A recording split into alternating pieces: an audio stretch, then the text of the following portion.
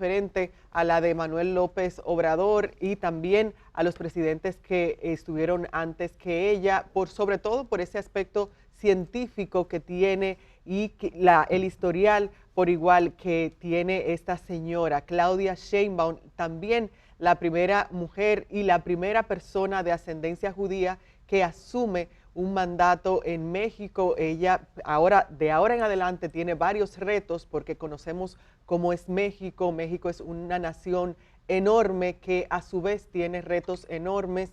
Generalmente vemos nosotros el de la migración, pero también está, por ejemplo, el del crimen organizado, la seguridad nacional. Vimos por igual cómo Andrés Manuel López Obrador fue un gran impulsor de su carrera. Siempre ella estuvo muy al lado de Andrés Manuel López Obrador e incluso ya en estos últimos días ella también, Andrés Manuel López Obrador se hizo acompañar de ella en alguna de las mañaneras, que son esas ruedas de prensa que el presidente anteriormente daba y que se espera que ella continúe. Entonces, escuchemos por favor, productora, parte de ese primer discurso como presidenta ya oficialmente, luego de los resultados que obtuvo el pasado 2 de junio, donde venció a su opositora Xochitl Chávez con un margen muy grande en cuanto a votos. Escuchemos parte de lo que refería Claudia Sheinbaum en la Plaza del Zócalo frente a cientos y miles y miles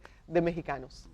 Honorable Congreso de la Unión, pueblo de México, protesto guardar y hacer guardar la Constitución política de los Estados Unidos mexicanos y las leyes que de ella emanen, y desempeñar leal y patrióticamente el cargo de Presidenta de la República que el pueblo me ha conferido, mirando en todo por el bien y prosperidad de la Unión, y si así no lo hiciere, que la nación me lo demande.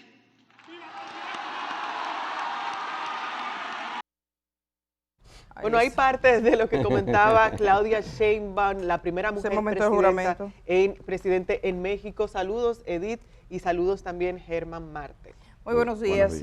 Ahí estaba el momento del juramento. En México, tú sabes que no juran sobre una Biblia, ni juran por credos. Protestan. Hace un acto de protesta. Exacto. Entonces, ese es el momento en el que Claudia, la nueva presidenta de México, que enarboló 100 puntos, dijo, 100 puntos que se compromete a cumplir. Entre ellos algunos muy reivindicativos, los derechos de las mujeres, la atención a las víctimas de violencia, el tema del respeto en democracia a los que piensen distinto. Habló de la reforma judicial que algunos cuestionan, dijo que serán electos por el pueblo los magistrados, que no teman los miembros del Poder Judicial.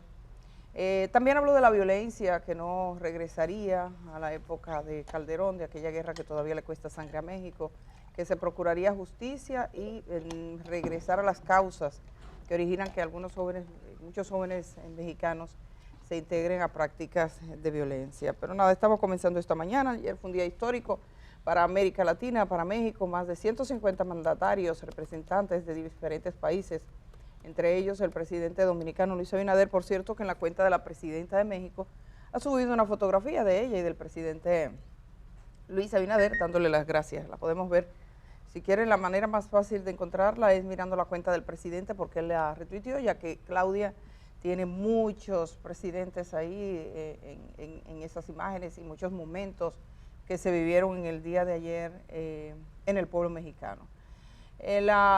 Ahí está todo el momento en que le ponen la banda presidencial a la nueva presidenta. Es la primera después de más de 200 años. Ella contó también la época más atrás, hasta todos los que han dirigido territorio, y no como Estados Unidos mexicanos, sino global desde antes, y entonces pues suma casi el doble.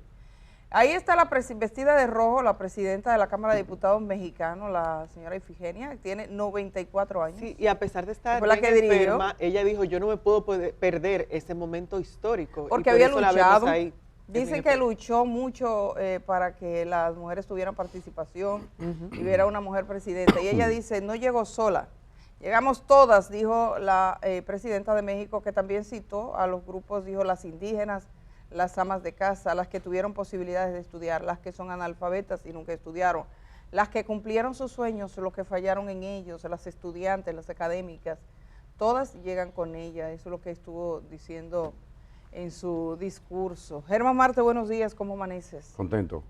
¿Estás feliz? Bueno, por una parte, por otra parte preocupado. Muy buenos días, queridas compañeras, Indira Suero, buenos días, Edith Febles, y muy buenos días, pueblo dominicano. Aquí estamos, como soldados, al pie del cañón.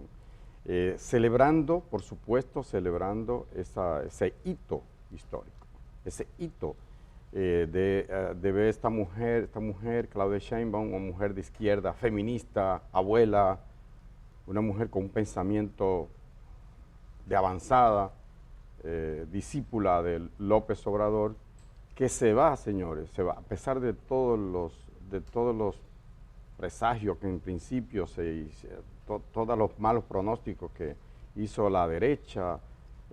Es más, a él le bloquearon incluso y tuvo que hacer ese ejercicio increíble de comunicación, una mañanera, y lo transmitía por YouTube. Luego, si está hablando el presidente, los medios formales casi 5 millones de seguidores tenía. Sí. ¿Tiene? ¿Tú sabes cuánto le vieron el último día, la última mañanera? Y ayer iba por 4.5 millones. Oye, en un solo día, eso es. En un solo día. Ajá, sí. Y iban normalmente, iban 180 periodistas, camarógrafos, fotógrafos. Sí, entonces. Él tuvo un gesto, rifó su Sí. reloj. Al final, No, se lo dio a un periodista. A mí me encantó. Este hombre lo primero que dijo fue, no quiero un avión presidencial, lo voy a rifar. Y lo rifó. Y no pasó nada. Presidente de México, no pasó nada sin avión. ¿Y qué? Tiene un principio y parece que Claudia lo va a seguir, que es por el bien de todos, primero los pobres. La economía mexicana estuvo bastante estable y creciendo durante su sexenio.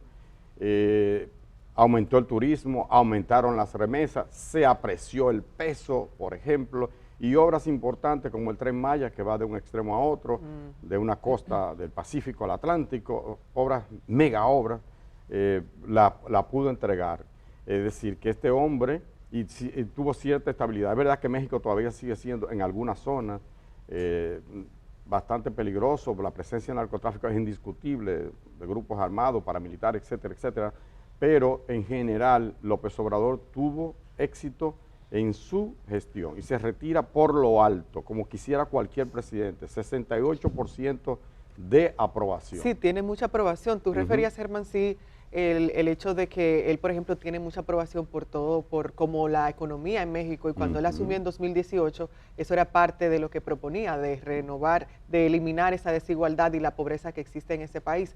Pero también hay que tener en cuenta que este repunte de la economía en México fue a base de las ayudas y los programas sociales, porque mucho del gobierno de Andrés Manuel López Obrador se basó en esos programas sociales. Entonces, ese repunte que vemos de la economía en ese país no es tanto por la producción nacional o porque se produjera, sino por los programas sociales. Yo conversaba ayer con unos periodistas de México, como tengo acceso a varios periodistas de la región, y algo que me destacaban, por ejemplo, es que es la primera vez que en la fotografía oficial, la fotografía de gobierno, aparecerá por primera vez 3 mujeres, tanto Claudia Sheinbaum representando al Poder Ejecutivo, está también la señora que representa al Poder Legislativo y luego por igual ese otro poder que compone esa triada. Y hay algo que él me refería, por ejemplo, al Poder Congresual, y hay algo que él me refería, y es que este periodista con el que conversaba, uno de ellos,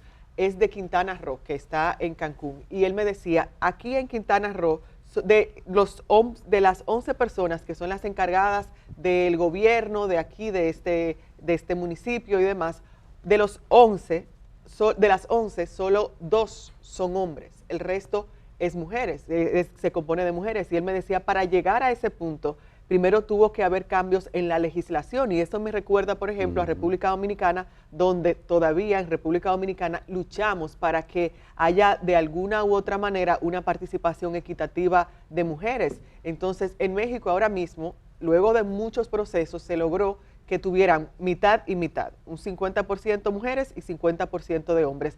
Hay algunos lugares como este que se sobrepasa, obviamente, con una cantidad grande de mujeres, pero sí él me refería que para alcanzar esto que vemos en México, esta presencia de las mujeres en distintos poderes y demás, se tuvieron que hacer varios cambios en la legislación. Y hay algo que él me refería también, que además de ese 50 y 50, también poco a poco se incorporan a otros sectores de la población, por ejemplo, sectores de los LGBT, los indígenas, que también ocupan cargos públicos. Entonces eso es algo que hay que destacar y admirar de México, que llegó a ese punto. A nosotros nos falta muchísimo, pero estamos ahí. Y la tasa de desempleo descendió durante su gobierno. En julio estaba a 2.71%, 2.71%, la segunda más baja a nivel global, solo por debajo de Corea del Sur. Eso es importante, incluso menos desempleo que en los propios de Estados Unidos. Y cuando se habla de menos de 5, estamos hablando casi de un pleno empleo prácticamente. Así y tú sabes que los ancianos mayores, a propósito del Día del Adulto Mayor, reciben asistencia social, que dijo que será universal la nueva presidenta de México. Bueno, parte de su discurso, yo particularmente la escuché en vivo cuando ella estaba hablando, un discurso que se extendió menos de una hora. Déjeme decirle, México tiene la particularidad de que abren la sesión, la Asamblea Nacional, todos ahí, los legisladores y demás. La presidenta de la sesión, sin discurso, sin mucho, llama a la electa presidenta que viene entrando. Cuando iba entrando, no lejos de la gente, sino haciéndose fotografía, la gente la rodeaba y tuvo muchos problemas, por ejemplo, para salir de su casa, porque estaba mucha gente ahí intentando hacerse fotos. Y cuando iba entrando al Congreso, era rodeada de la gente. Sobre todo, sí, salió una comisión de legisladoras a recibirla. Sube, dice que está abierta la sesión, toman la banda, sin mucho hablar. Eso es en 3 minutos, riáquiti, puesta. Se acabó. Viene la presidenta de la Cámara de Diputados, la señora Efigenia, dice: vamos a escuchar a la presidenta de los Estados Unidos mexicanos. Entra la presidenta, da un discurso de 45, 50 minutos, cierran la sesión y todo el mundo para su casa. Aquí hay que estar desde las 9 de la mañana hasta las 3 de la tarde oyendo, escuchando qué van a hacer, Habla el presidente del Senado, habla los otros, habla la gente. Tú has visto cómo es aquí la toma de posesión y eso. Sí. No. Muy propia de nosotros. Sí, cada quien tiene su modo, pero aquí hay que bajarle un poco a eso tan largo, porque déjame decirte, a veces uno se queda un poco dormido. Yo que tengo interés en las noticias y todo, y me imagino que más que la mayoría de la gente, porque esto es lo que hago, a veces uno tiene que salir y dar una vuelta, un paseo y volver y encontrarse. Promesas, promesas, promesas. Entonces, corto, eso fue increíble. Yo quiero que pongamos un poquitito de la presidenta de México. Les invito a que busquen su discurso y lo vean, sobre todo los políticos y las políticas. Yo creo que es inspirador ver cómo se hace política en diferentes lugares, lo que están haciendo política.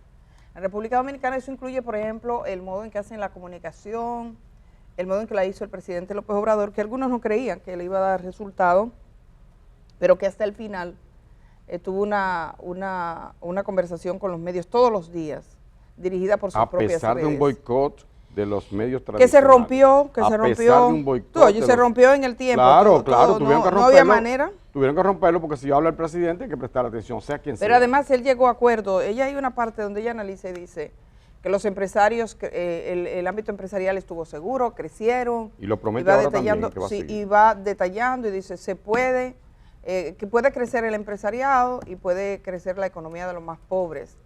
Puede el Estado, porque también se refirió a la idea de que el Estado tiene que ir saliendo de sus empresas. Ella dice, por ejemplo, que las garantías energéticas tienen que ser dadas por el Estado mexicano. Ella crea un Estado fuerte, un Estado capaz de prestar servicio, una visión un poco distinta a la que prevalece en muchos países. habla de utilizó una frase que me recordó un estudio que se hizo aquí, habla de la prosperidad compartida, que aquí hubo un estudio que se hizo, prosperidad no compartida, es decir, que nuestra economía crecía, pero la mayor parte de la persona no notaba ese incremento, y ella dice, nosotros trabajamos por una prosperidad que sea compartida. Brevemente, señor director, solo un momento de ese que se vivió ayer en México. Precios bajos para las actuales y las futuras generaciones. El objetivo fundamental de la producción de petróleo con Pemex seguirá siendo el consumo nacional, y este se limitará a una producción de 1.8 millones de barriles diarios. Vamos a promover la eficiencia energética y la transición hacia las fuentes renovables de energía para absorber a través de estas fuentes el crecimiento de la demanda de energía. Recuerden que la reforma energética proponía una producción de 3 millones de barriles diarios. Eso es ambientalmente imposible. Es mejor promover. Ella está promoviendo la energía renovable, dijo, es imposible los postulados que habían. Algunos están evaluando que hay al menos 5 puntos diferentes a su antecesor. Se refirió al tema de la violencia, que es un punto que en México es un gran problema, el narcotráfico y demás. Así que nada, estaremos pendientes. Claudia Sheinbaum alcanza la presidencia de México. Ella colgaba en sus redes un video en movimiento, y iba así, taqui, taqui, taqui, una imagen, otra imagen, otra imagen, otra imagen, otra imagen, año por año, hombre, tan, pum, una mujer. Aunque eso no es lo que define, final, yo pienso, es un hito, pero sí, es importante que si la mitad de la población o más de la mitad son mujeres, no es casual que en más de 200 años solo sean hombres. Sí, bueno. Eso debe llamar por lo menos la atención, sí, que sí. tú digas, ok, sí. tenemos miles de mujeres formadas, ¿verdad? Pero para mí lo del machista, género es machista. lo de menos. Hay que ver los programas sociales. Para mí ese es el punto. Esta mujer 100% de izquierda, una mujer progresista, que en Estados Unidos, donde estudió, es una científica, donde se formó en Estados Unidos, ya era parte de ese movimiento de protesta, ¿no? Ese movimiento estudiantil. Así que vamos a desear, ¿tú sabes lo que pidió? por el bien de todos los mexicanos. ¿Tú sabes lo que le pidió? ¿Qué pidió? Quiero exhortarle a que digan presidenta. Con sí, A, al final, sí. como Sí, dicen uno se abogada, jueza, magistrada. Pero presidente no y es yo diría, general, y no yo es- diría presidenta. Ella pide presidenta porque, claro, porque se dice sirvienta.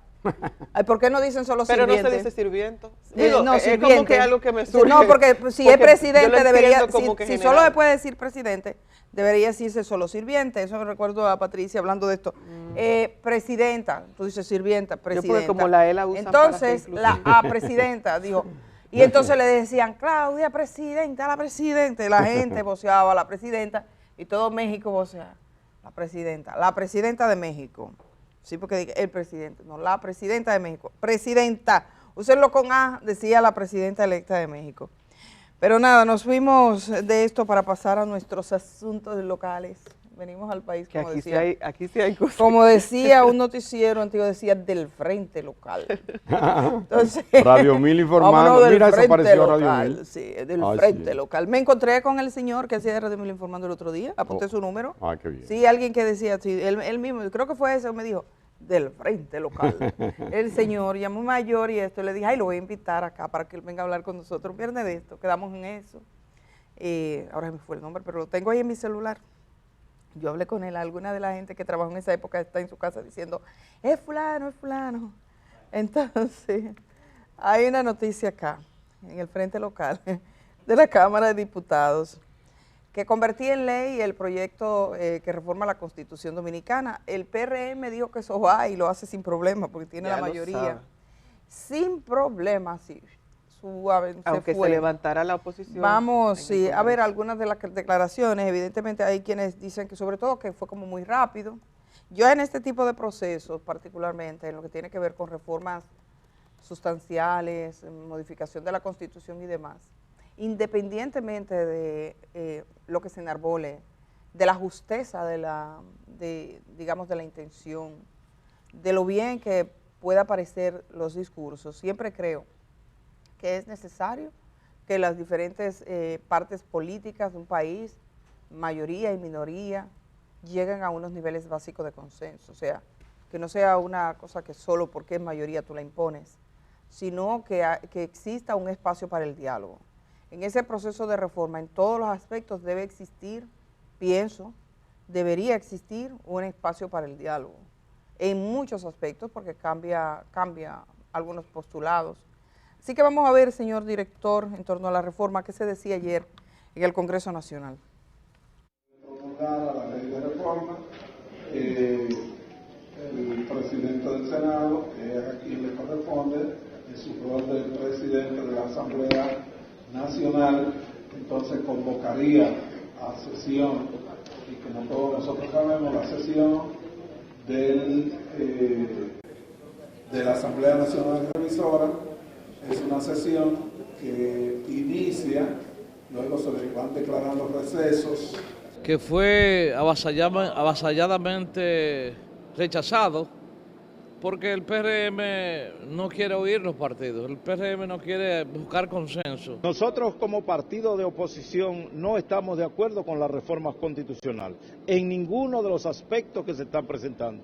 Ahora yo pienso que nosotros debemos permanecer en el hemiciclo para estar a la altura de lo que ameritan las circunstancias. Se ha escuchado todo, hemos debatido por ya un poco más de un mes este tema de la reforma constitucional. Ellos han puesto de plano lo que piensan, lo que pasa es que nosotros somos mayoría y como mayoría nos hemos puesto de acuerdo en apoyar esa reforma constitucional. En el momento de la mayoría debe existir otra cosa más que solo ser mayoría, ¿no? Que sustente el valor de esa reforma.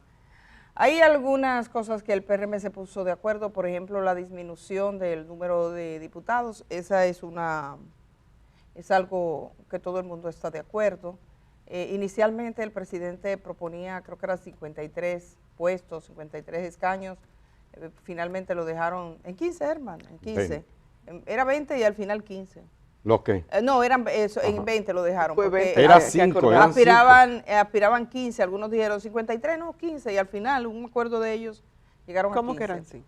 No, eran 53, los que le van a bajar. El presidente propone 53, pero yo estoy hablando de los nacionales. Sí, hermano, un cruce de cable. Eso pasa en la mañana, entonces. Lo que sí refiere... Entonces, sí, hay un aspecto que está en la reforma, que son varios, ¿verdad? Tiene el tema de Ministerio Público Independiente.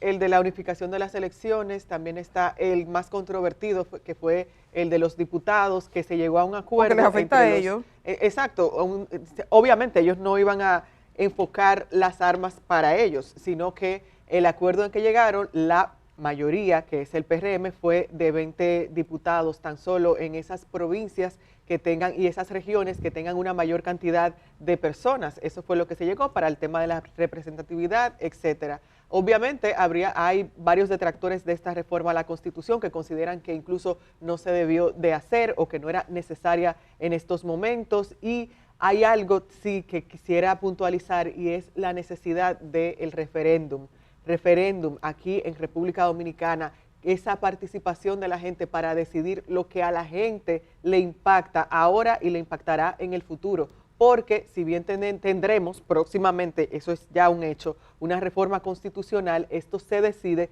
sin esa participación de las personas a través de un referéndum, en especial con algo tan delicado y que tiene tanto peso en la vida pública y en la vida del Estado como lo constituye una reforma constitucional, que se supone que lo que debería de exigirse y lo que manda la ley y lo que nos indica la ley es que una reforma de este tipo siempre tendría que asirse de un referéndum, estar con esa participación de la gente, que la gente diga qué piensa, qué no piensa, si vota por ello o si no vota. Yo creo que es atendible una observación, un reclamo que hace Omar Fernández, el joven senador de la Fuerza del Pueblo, bueno, joven, pero que a veces tiene posiciones de viejito, pero bueno, él hace un planteamiento que en este caso a mí me parece pertinente.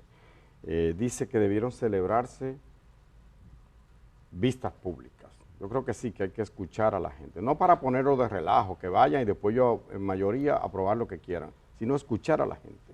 Y eso le da legitimidad, porque va a ser legal, porque lo va a aprobar el Congreso, una mayoría y punto. Será legal. Pero la legitimidad te la da, ¿no? Que tú escuches, que tú hayas consensuado, que tú hayas visto los pareceres de cada sector. Aunque yo no Eso sé me si en parece realidad perfecto. escucharían a la gente, porque si tomamos Bueno, como referencia hay lo que- que pasó en La creo que Vega, sí. que la gente votó y a pesar de ello el gobierno puso al alcalde que eligió la población de La Vega con un total de 70% de votos, una mayoría aplastante. Si tenemos eso como referencia, podríamos decir, bueno, en realidad no les importa lo que decida la gente o no, porque simplemente van a hacer lo que ellos Pero decidan. En la sesión de ayer, los escuchar. diputados de la Fuerza del Pueblo y del Partido de la Liberación se ausentaron. Sí. Aunque la ausencia es un modo de protesta, quizás hubiese sido bueno escuchar las divergencias, ¿no? Ellos hablaron Que tú antes de- dejes. Sí, pero que cuestiones cada uno de los puntos, más que decir me voy porque no estoy de acuerdo y eso, sino discutirlo, debatirlo, quedarte, plantearlo, hablar, que quede para la historia. ¿Por qué está o no en desacuerdo con los diferentes puntos que se plantearon?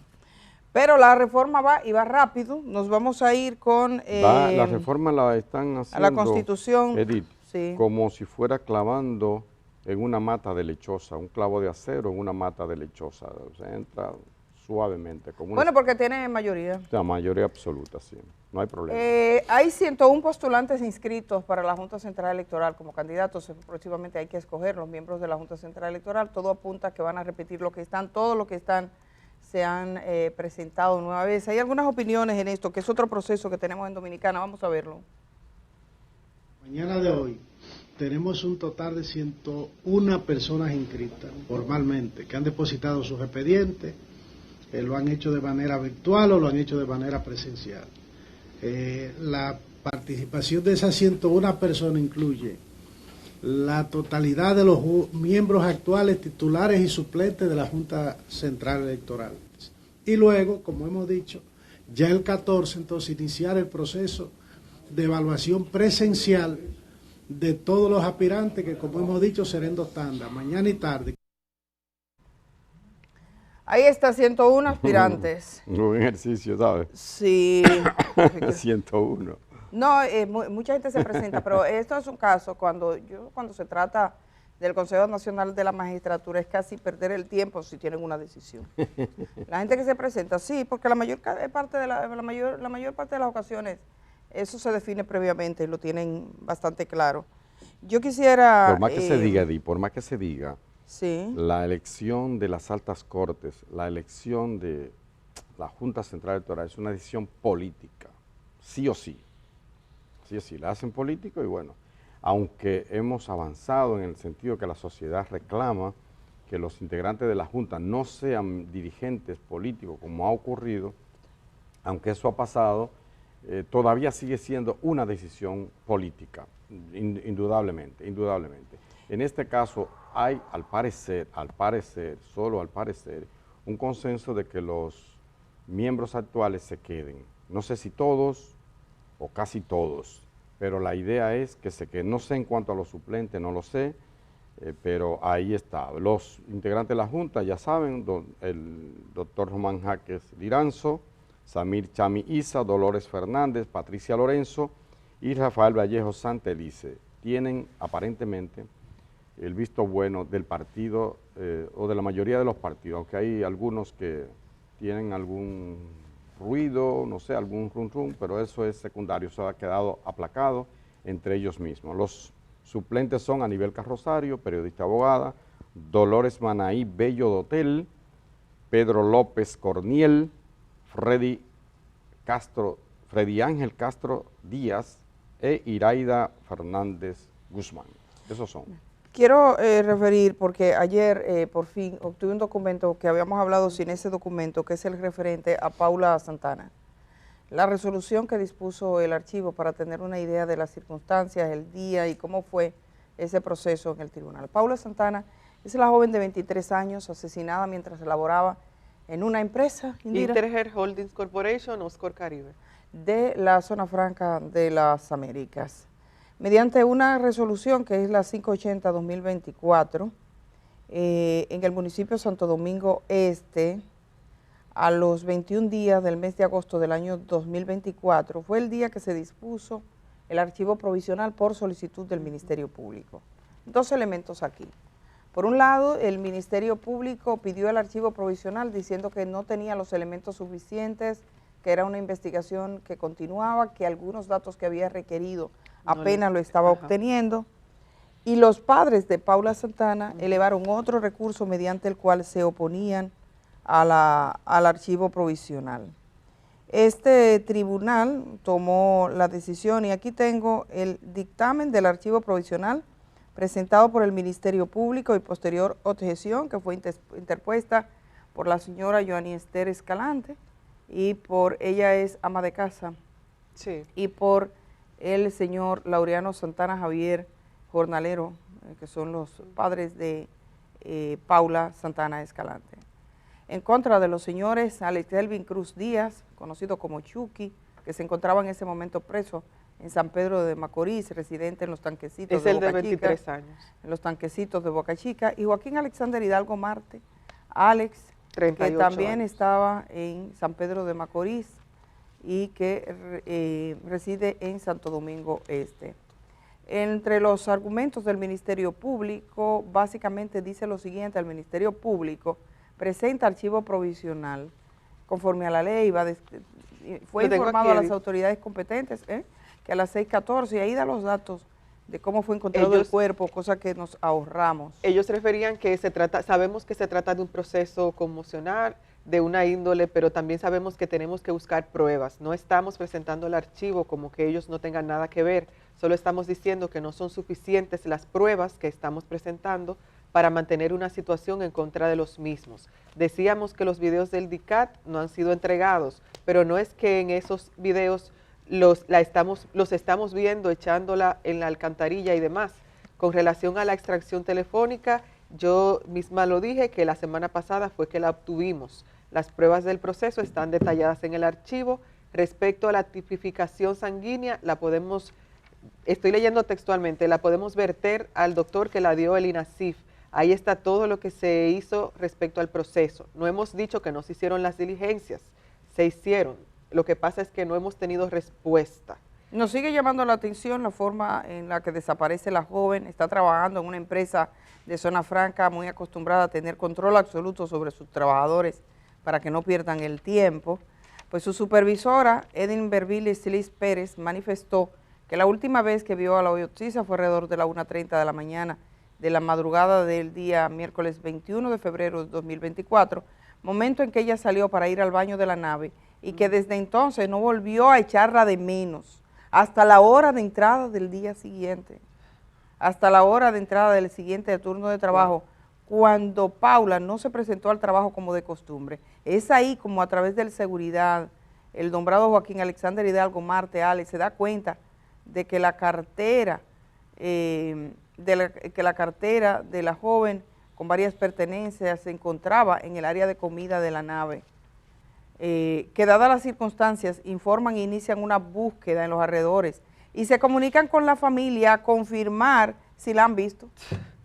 O sea, ella estaba trabajando, es al otro día que se dan cuenta, dice. Aquí hay algunos detalles, la familia se oponía, los abogados de los imputados decían que se viera que esa gente no tenía nada que ver, pero sí quisimos tener acceso a esta decisión. Hay una investigación en marcha, algunos han escrito que el presidente ordenó, en realidad el presidente preguntó y dijo que sería bueno investigar eso en una reunión del equipo de seguridad que se hace cada lunes, donde hace aproximadamente 2 semanas se informó sobre este caso que lo está asumiendo desde la Procuraduría General de la República, una investigación que se está dirigiendo ahora, quizás tengan un mayor resultado.